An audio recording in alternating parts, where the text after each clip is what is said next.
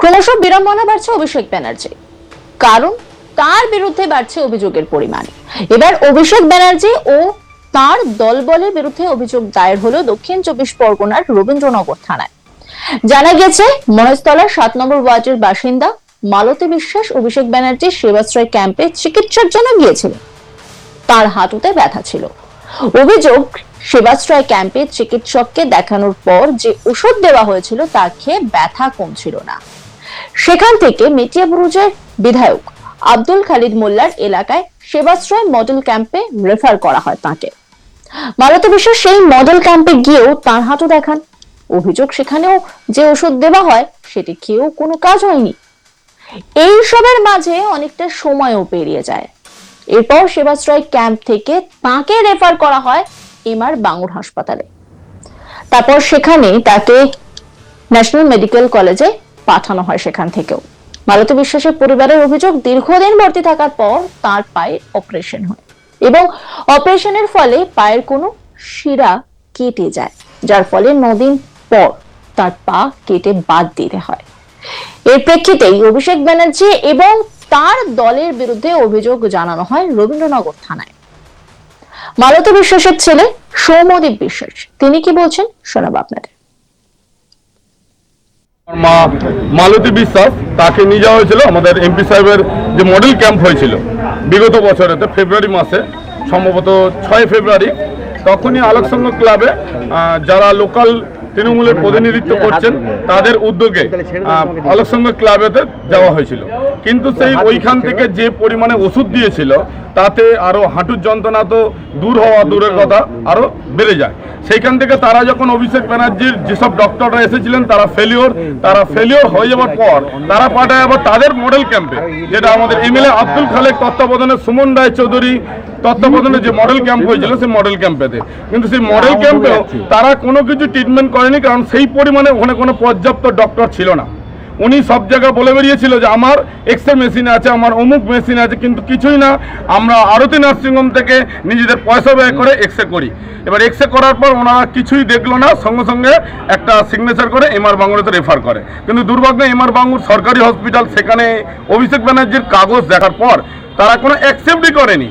তারা ডাক্তারের কোনো রেজিস্ট্রেশন নেই, ডাক্তারের কোনো ডেট নেই। তার ফলে তারা বলে দেয় যে আমাদের কাছে এইসব কোনো ব্যবস্থা নেই, আপনারা ন্যাশনাল মেডিকেল কলেজে চলে যান। তা national medical college check up করেন, সেইখানেতে ট্রিটমেন্ট চলে। কিন্তু দুর্ভাগ্য, যখনই আমরা অভিষেকের ব্যানার্জি যে ডক্টর আমাদের নাম্বার দিয়েছিল, সেই নাম্বার যদি আপনারা চান আমি নাম্বার দিতে পারি, যে এমপি অফিস থেকে আমতলা অফিস থেকে যে ডক্টর সাহেব আমাদের সাথে যোগাযোগ করতো, তাকে যতবারই ফোন করা হয়েছে নাম্বার ব্যস্ত, কোনো সময় বলছেন যে আমরা এখন ব্যস্ত আছি, উত্তর দিতে পারবো না। ন্যাশনাল মেডিকেলের ডাক্তাররা কি বলেছে? ন্যাশনাল মেডিকেল কলেজেও ঠিক একই, আমরা ট্রিটমেন্ট করবো, কিন্তু অভিষেক বাবুর কোনো ওইসব রেফার আমরা মানবো না। না, পাটা যে বাদ গেল ওটা কিসের জন্য? পাটা বাদ গেল যখন অপারেশন থিয়েটারে অপারেশন হয়, অপারেশনের দিনকে পায়ের শিরা কেটে ফেলে, কিন্তু সেটা 9 দিন পর ধরা পড়ে।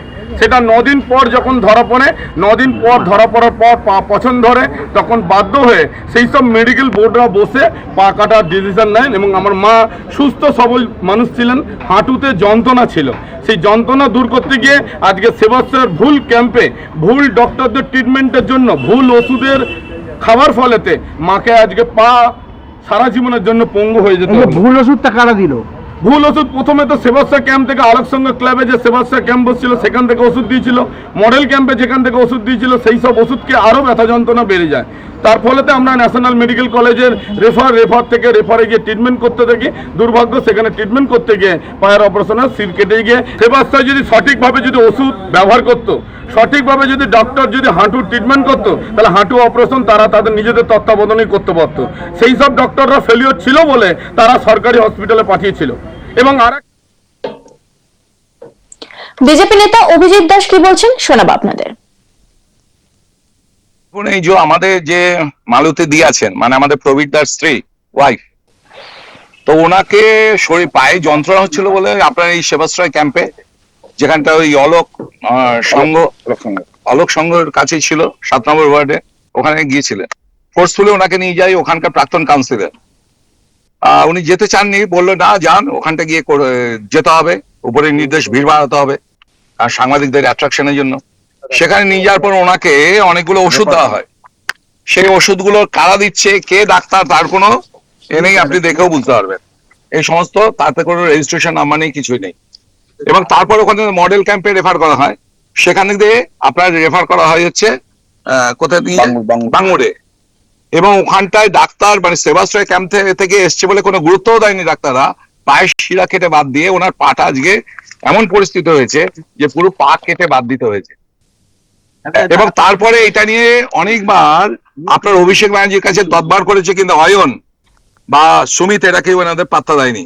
এবং পুরো একটা র্যাকেট চলেছিল, এই র্যাকেটের মধ্যে গোপাল শাহ ছিল, আপনার এখানটায় এখানকার লোকাল কাউন্সিলর 7 নম্বর ওয়ার্ডের, যে 10 নম্বর ওয়ার্ডের কাউন্সিলর এবং প্রাক্তন কাউন্সিলররা, সব নাম উনি বলবেন। এমএটি রিপোর্ট তুলে ধরেছেন আমার কলিগ, দেখাবো আপনাদের। আবারও ডায়মন্ড হারবার সংসদ অভিষেক বন্দ্যোপাধ্যায়ের বিরুদ্ধে অভিযোগ, যেন অভিযোগের তীর তাকে ছাড়ছে না। এক একটা জায়গায় এফআইআর হচ্ছে। এই রীতিমধ্যে এই এফআইআর সংখ্যা বেড়ে দাঁড়ালো 10।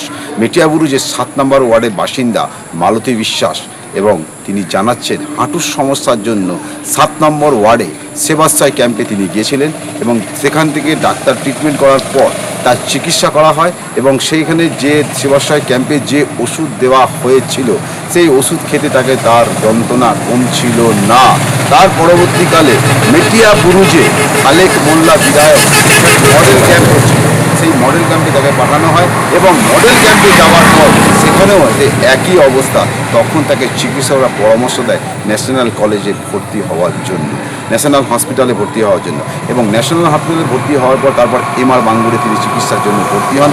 এবং 9 দিন সেখানে থাকার পর চিকিৎসকরা তাকে অপারেশন করার সাজেশন দেন, এবং বাড়ির পরিজন সেই সিদ্ধান্ত মেনে নিয়ে সম্মতি দেন। এবং 9 দিন পর তার অপারেশন করার পর দেখা গেল তার একটি পা কেটে বাদ দেওয়া হয়েছে। এবং তার বাড়ির পরিজন অভিযোগ করছেন ভুল চিকিৎসা করার জন্য তার মায়ের একটি পা কেটে বাদ দেওয়া হয়েছে। এবং অভিষেক বন্দ্যোপাধ্যায়ের বিরুদ্ধে রাজ্যে পালা বদলের পর আজকে তিনি সরাসরি মুখ খুলছেন। তিনি একাধিকবার অভিষেক বন্দ্যোপাধ্যায় অফিসে যোগাযোগ করার চেষ্টা করেছিলেন, এবং অভিষেক বন্দ্যোপাধ্যায়ের যিনি সেক্রেটারি ওনার সঙ্গেও তিনি দেখা করা করেছেন। শুধু তাই নয়, এই এফআইআরে পরিবর্তে তিনি 10 জনের বিরুদ্ধে মারাত্মক বিস্ফোরক অভিযোগ করেছেন যে ভুল চিকিৎসার জন্য, চিকিৎসারে গাফিলতি করার জন্য তার এই মায়ের একটি পা কেটে বাদ দেওয়া হয়েছে। শুধু তাই নয়, ওই আজকে বিজেপির নেতা অভিজিৎ দাস ওরফে ববি, তিনি জানিয়েছেন এই সেবাশ্রয় ক্যাম্পে যে ট্রিটমেন্ট করা হয়েছিল এবং যে ডাক্তারগুলো ছিল সম্পূর্ণ ভুয়ো ডাক্তার। তিনি আরও অভিযোগ করেন যে এক্সারসাইজ করা হয়েছিল সেই ওষুধগুলো মূলত এক্সপায়ার হয়ে গেছে। একাধিকবার অভিষেক বন্দ্যোপাধ্যায়ের বিরুদ্ধে মুখ খুলতে দেখা গেছে বিজেপির নেতা ওরফে ববিকে। কিন্তু প্রশ্ন উঠছে, পালা বদলের পর মানুষ সাহস করে এই সেবাশ্রয়ের নামে যে মানুষের প্রতারণা করা হয়েছে সামনে আসছে। কিন্তু যাই হোক, সেবাশ্রয় কিনপে হোক, কিন্তু মালতী রায়ের কি বিশ্বাসের কি দোষ ছিল, তার একটি পা সারা জীবনের মতন কেটে গেল।